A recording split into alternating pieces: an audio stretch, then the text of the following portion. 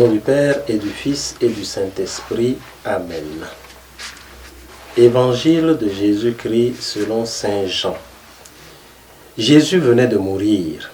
Comme c'était le jour de la préparation, c'est-à-dire le vendredi, il ne fallait pas laisser les corps en croix durant le sabbat, d'autant plus que ce sabbat était le grand jour de la Pâque.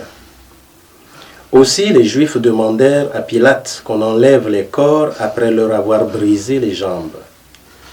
Les soldats allèrent donc briser les jambes du premier, puis de l'autre homme crucifié avec Jésus. Quand ils arrivèrent à Jésus, voyant qu'il était déjà mort, ils ne lui brisèrent pas les jambes, mais un des soldats avec sa lance lui perça le côté. Et aussitôt, il en sortit du sang et de l'eau. Celui qui a vu rend témoignage, et son témoignage est véridique. Et celui-là sait qu'il dit vrai, afin que vous aussi vous croyiez. Cela en effet arriva pour que s'accomplisse l'Écriture. Aucun de ces os ne sera brisé. Un autre passage de l'Écriture dit encore, ils lèveront les yeux vers celui qu'ils ont transpercé. Acclamons la parole de Dieu. Louange à toi, Seigneur Jésus. Nous sommes le vendredi 11 juin 2021 et en ce vendredi, nous célébrons le Sacré-Cœur de Jésus. Le Sacré-Cœur de Jésus nous parle de l'amour de Jésus pour l'humanité.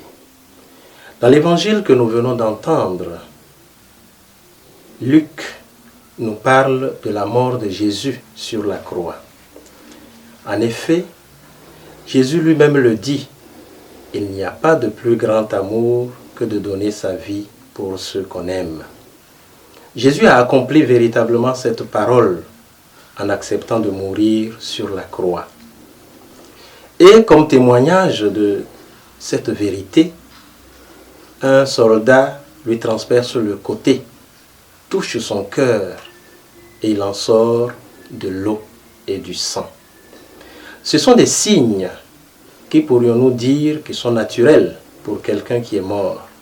Mais au-delà de cela, c'est véritablement le signe des sacrements, comme le disent les pères de l'Église, notamment le sacrement du baptême pour l'eau et l'Eucharistie pour le sang. Voilà pourquoi l'amour du Seigneur se manifeste dans l'amour que nous avons pour les sacrements. L'amour du Seigneur se manifeste dans notre capacité à accueillir la grâce que le Seigneur nous donne à travers ces sacrements. Un autre élément que nous pouvons ajouter, c'est que de son côté, d'où sortent l'eau et le sang, vient aussi l'Église. L'Église naît du côté de Jésus. Si Jésus nous a aimés et par amour il a donné naissance à l'Église, c'est pour que nous puissions nous aussi accueillir tout ce qui vient de l'Église et aimer l'Église parce que cette Église est le fruit de l'amour de Jésus pour nous.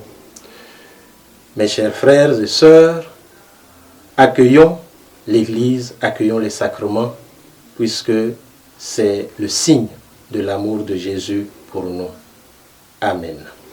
Au nom du Père et du Fils et du Saint-Esprit. Amen.